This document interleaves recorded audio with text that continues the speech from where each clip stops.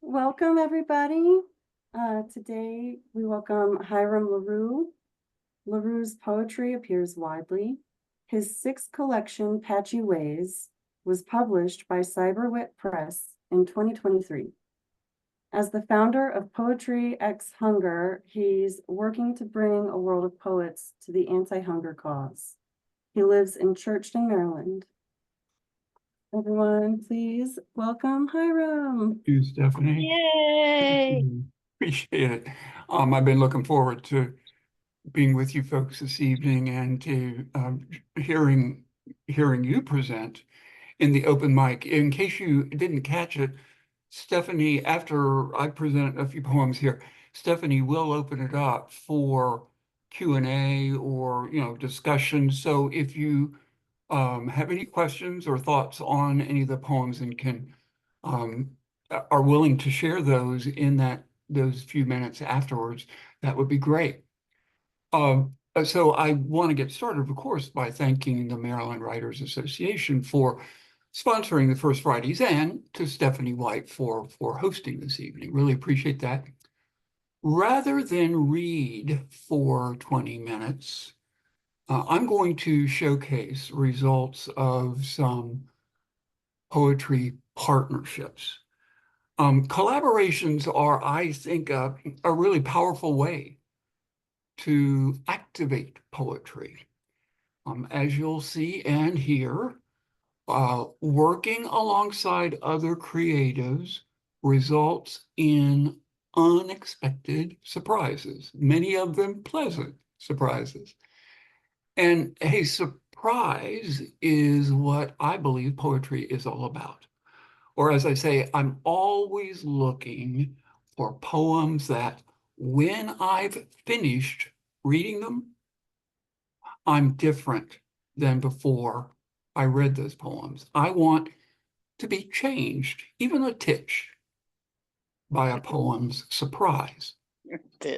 So I'm going to present 5 poems. I'm going to present one of them twice.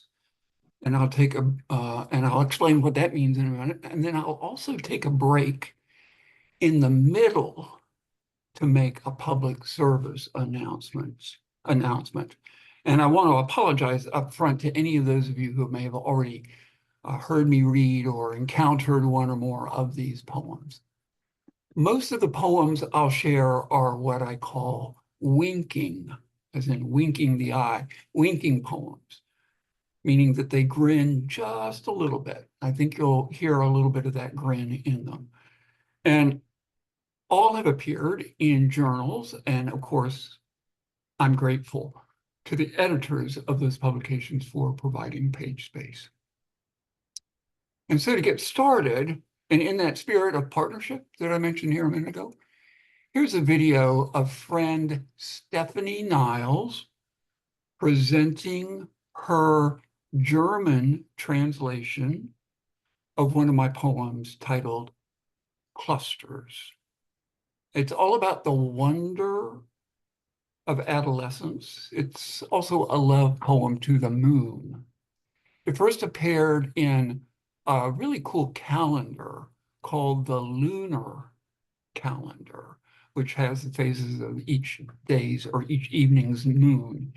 And then it reappeared in Patchy Ways, my most recent collection. So let me see if I can get it queued up here. And give me just 1 second to do that.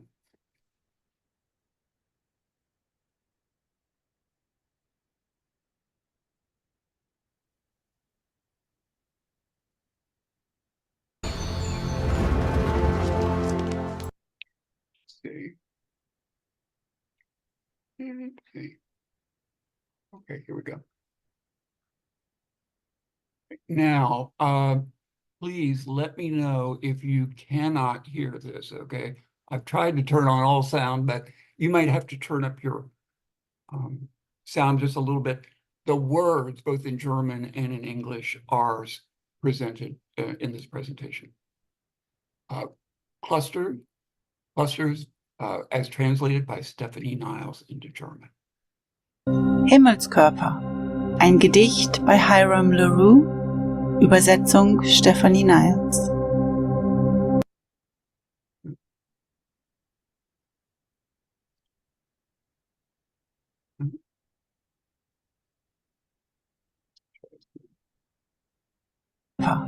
Ein Gedicht bei Hiram LaRue, Übersetzung Stephanie Niles.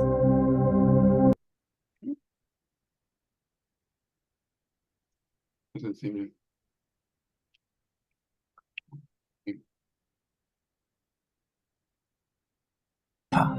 Ein Gedicht bei Hiram LaRue, Übersetzung Stephanie Niles.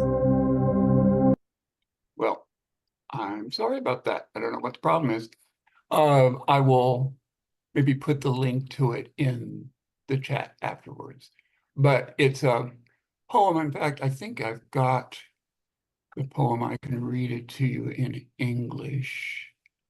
Let's see here. Yeah. The poem is titled Clusters. When I was 15, I learned to visit the moon with a backpack of wonder. My paint was stars. Such sights were my clusters, and travel came folded in blankets. When I was 15, I wandered the moon's surface like silver and learned, before ever learning anything else, how bold something silent and off to itself could be. So the next poem, I will share screen, the text of it.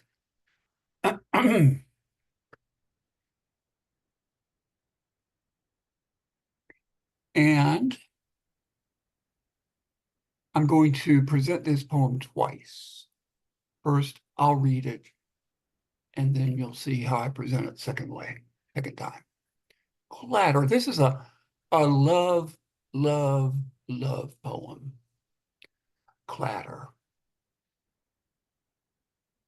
Love me in the very same way that the word unbeknownst sounds in midair. Yes. Or just like how spires climb to the very top. And then even beyond soap's slip or noon's drift, and as far as puddles can jump, love to love me like that. And love me as if handshakes were grins, or as when echoes find their tunnel. Love me like those birds that love diving and corners, or just like sunlight is love as it teases the cupboards. Love me in all those ways and more. And with sashes open, love me now, but also then. And as much as when lunch is served with all of that back and forth and clatter. Yes, love me as surely as cups that will spill. Or then above, with nights excel. When listening turns to dreams, love me like the swirling din within the word abound. So now if YouTube will collab or cooperate, we'll see here. I'd like to share another version of the poem. Let's see here. Where is it? Here we go.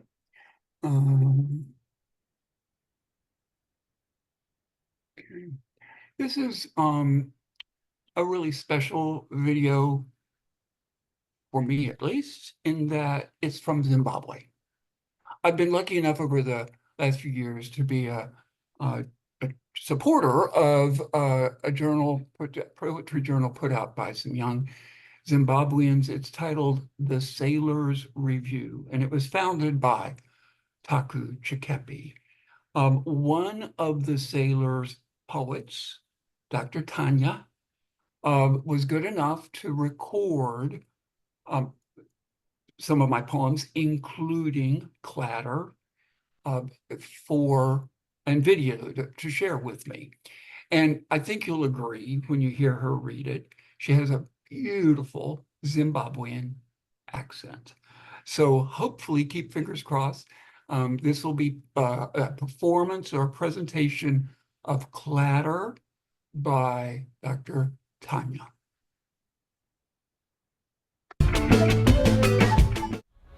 This is Dr. Tanya, and I'll be reading a poem titled Clatter by Dr. Hiram LaRue. Love me in the very same way that the word unbeknownst sounds in mid-air. Yes, oh, just like how spires climb to the very top. And then, even beyond soap sleep or noon's drift, and as far as poodles can jump, love to love me like that. And love me as if handshakes were greens, or as when echoes find their tunnel. Love me like those birds that love diving and corners, or just like sunlight is love as it teases the cupboards. Love me in all those ways and more, and with the sashes open. Love me now, but also then, and as much as when lunch is served. With all of that back and forth and clatter. Yes, love me as surely as cups that will spill. Or then above, with nights excel, when listening turns to dreams. Love me like the swelling dim within the word abound. Thank you. So that was Dr. Tanya. I just absolutely, I know I'm biased. I really do enjoy her beautiful, beautiful accent in presenting that poem. I was very honored that she did that. So that's one poem presented two different ways, one by me and then one in partnership with her. So the next poem is about my growing respect for mistakes.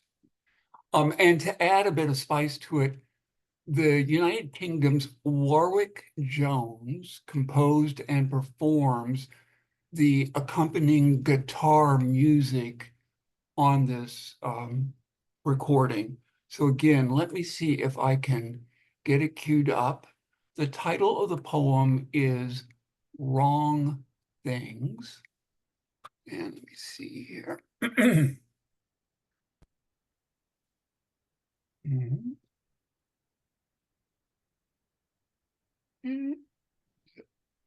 Oh, there. So here we go. So this is an audio recording, no video, but this is with Warwick Jones, a British musician, playing along with me as I read this poem, Wrong Things. Wrong things. I need to listen more to wrong things. Yes, I need to let talk that's hard get close to me.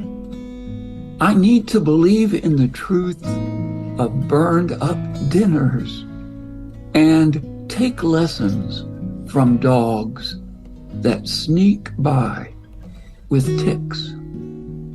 In fact, the only way I'll learn probably is from an animal that's hurt, or from a kid who's shaky scared. Yes, the hollow sounds they make turn my shivers into wisdom. So, with all of that in mind, I think I'll turn my back on the surest things in life, because it seems along comes a mistake or bams of angry lightning, and what had been neat and locked down tight splits apart, wide open, all at once, with concerns and revelations.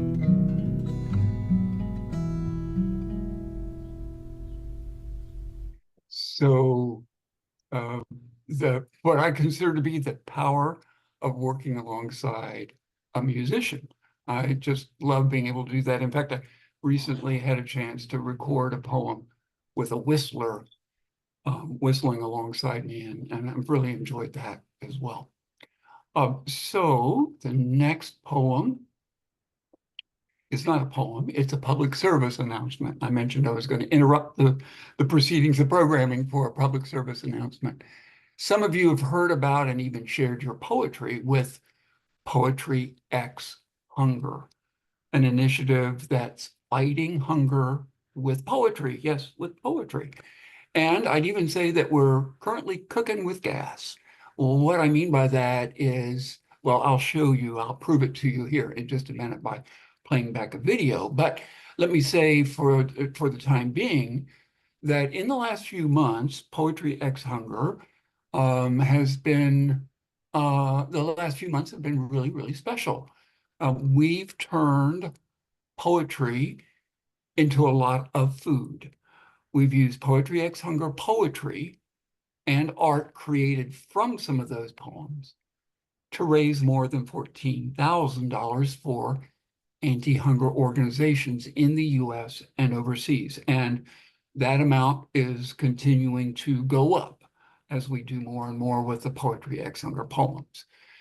Also, one of the Poetry X Hunger poems was recently picked up and used by a musical composer from Morgan State University as the lyric for a new musical composition with a string quartet and a youth chorale. The recording is, well, again, I'm very biased, but the recording is pretty darn powerful. It incorporates a poem about food waste by Lady Di Beverly. Many of you know Lady Di.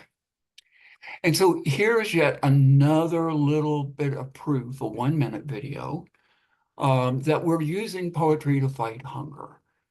It's a, so say a YouTube 1-minute public service announcement produced by Feed the Children that uses a Poetry X Hunger poem titled Enough, written by Josephine Lauray, a Canadian, wonderful Canadian poet.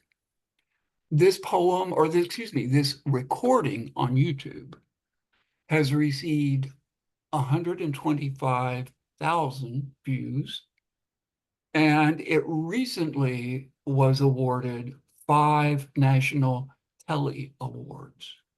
So let me see if I can cue it up for us here and play it back for you. It's only a minute long. Please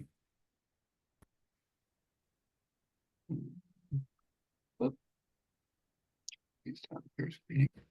I shared the wrong one.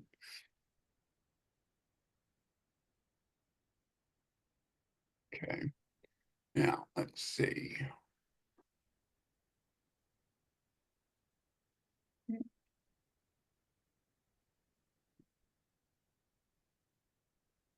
Oh, sorry, I was just not seeing the right spot. Okay, here we go. Hopefully you'll be able to hear this.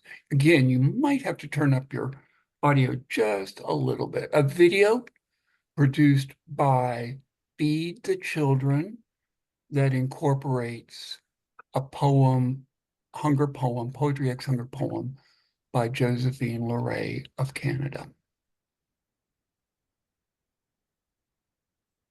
If words were enough, I would sate your hunger. I would build for you a well, ever filled with water clean. I would work alongside as you till the field. Watch hope emerge green from the brown earth. If words were enough, I would end our misery. Watch each child of yours grow strong and true. Teach them to read and to write and to sing, so that their voices be forgotten nevermore. If words were enough, I would help you bear your burden, bring healing to your wounds, end strife. See beyond the lines on a map, beyond color, and you would know you are my sister, my brother, my child. If words were enough. So again, I think a wonderful example of how poems can help fight hunger.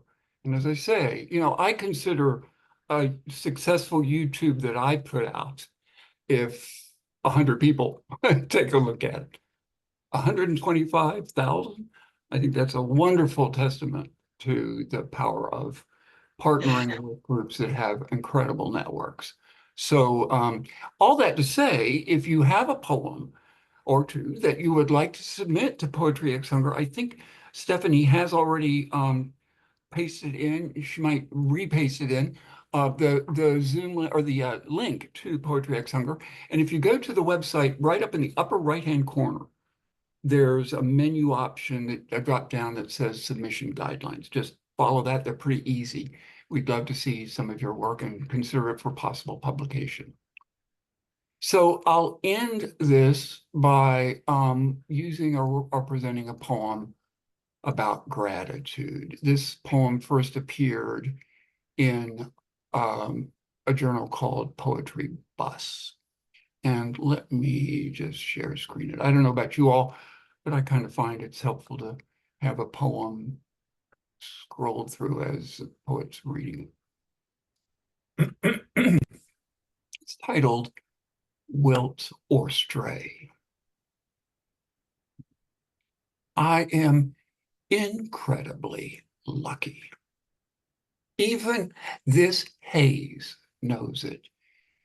Even my useless gaze says so in every way. To be where I am now, living like this, is like cherries on a branch. In fact, I'm not nearly grateful enough for this mud and for its reasons. Not thankful enough for fences down or kinked hoses. No, I don't deserve porches. In fact, I need to tip my hat in love and honor to every buzzing swarm that's coming at me, to any wilt or stray. And I should surely thank my lucky stars, my blessings, for what last night had its way with the row of beans out back in the garden. So thanks everyone for hanging in there with me with the technicalities. Sorry that first poem didn't play back. I'll try to remember to post the link to it in the website. It's only like a minute long, and Stephanie Niles does just a beautiful job of translating into German, and her partner, T.A. Niles, produced the video. So I'll try to share that. So Back over to you, Stephanie. Thank you so much. Thank you, Hiram. And I did post your Poetry X Hunger website as well as the YouTube video in the chat. So it is there. And now we open the floor to appreciative comments and questions. If anyone has anything they'd like to say or ask, please feel free to speak up or raise your hand, whatever you feel comfortable with. And it's fine if folks aren't. Oh, Yeah, well, I and think Linda has. this is this is a comment, not a question. I know there's a world in which sometimes poetry is read very fast for effect. But what I love about your approach is that the type of poems that you write, the measured pace with which you read them, that pace is absolutely perfect. And it allows the reader, it allows me, the listener, to just slip away with you into wherever you want to take me. So I absolutely appreciate that. Oh, And I well, wanted to tell you. thank you, Linda. I appreciate that, of course. Like you, as you mentioned, different folks present their work in different ways, and all ways tend to be very effective. I just find that I'm most comfortable kind of being very deliberate, I'll put it that way, as I read. So I appreciate that feedback. And as I mentioned here a second ago too, I also find, and it may be kind of an age-related thing, I don't know, but having the words kind of scroll through as I'm hearing them does help me kind of absorb, because as I'm hearing things, I get an overall impression, but I'm not able to pick out, sometimes not able to pick out phrases that I really like unless I see them. So anyway, appreciate that. Donna, I see you have your hand raised. Yeah, the poem that you had, the two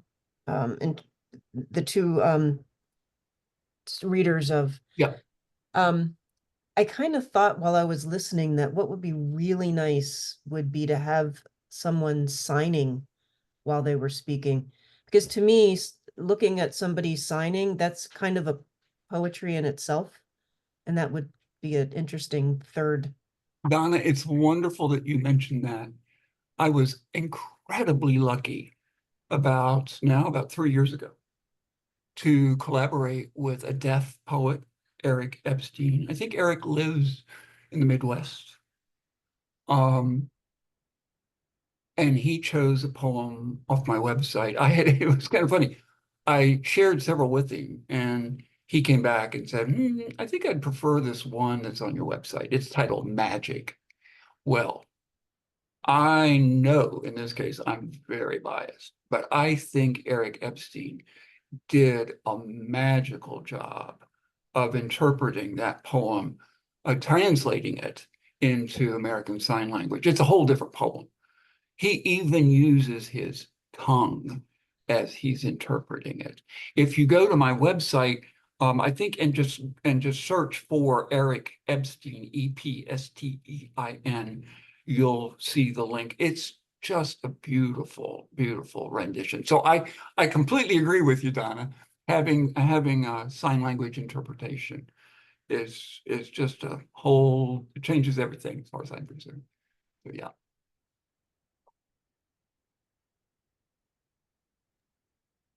Well, Yeah. Stephanie, thank you very, very much. I appreciate it. And I'm looking forward to hearing everyone read in the open mic. Yeah. Real quickly, Susan, did you have something to say or?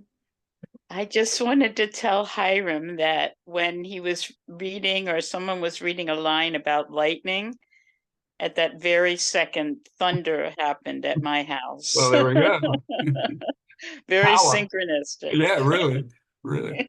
Cool. Well, send some of the rain down this way. I live outside of Annapolis and we need the rain. Yeah, it's raining. Yeah. Good, good. And I kind of wanted to go off of real quickly what you were saying, Hiram, and how I appreciated hearing the same poem in different voices, because it does become kind of a different poem. Yes. And I love that. I really do. So thank you for Sure. sharing your work with us and the videos and everything. I always And kind of chuckle. The Zimbabwean poet, as she's reading one of the lines, there's one of the lines in that poem, it says something about as far as puddles can jump. And when I hear her read it, it sounds like she's saying as far as poodles can jump. I love it. I love it. I just love it. So yeah. But no, I agree. I think having one of the best ways that I have of listening to my poems is to have somebody else read them back to me, because I realize then, where there are places, bumps in the road, and where it needs work and that sort of thing. So yeah. Well, thanks again. yeah, and Catrice, I see your hand is raised. Yes, hello. Hiram, I really do love your work, and particularly your poetic voice inside of your work. There's a steady calm to it, that does not interfere with the concept of what you're trying to present, but it's such a credible voice every time. And I really also appreciate the form, certain poems that you, at least two of them that you presented today. I noticed with your form, it kind of travels a certain distance, and then somewhere in the latter 3/4, it takes a turn. It reminds me of a walk and a dance at the same time, like a meandering walk, and then there's a volta, then things kick up. And it's just it's so interesting. And I really appreciate you. I appreciate your introspection inside of your work. It's not just glazing over the subject, it is observing with detail and finite, and that interests me. That tells me someone is thinking, and I really appreciate it. And one day I'd love to hear more about your partnerships. I know we don't have time today, but bravo for all the work that you're doing, and thank Well, you so thank you. much. Thank you, Catrice, for those very thoughtful comments and for being here. And many of us know and really appreciate Catrice's poems as well. And I'm hoping that she'll share some of her poetry in the open mic. Well, thank you very much, Hiram, and thank you everybody for your great questions and comments. And one last round of applause for Hiram. Thank you so much. Yay! Yay!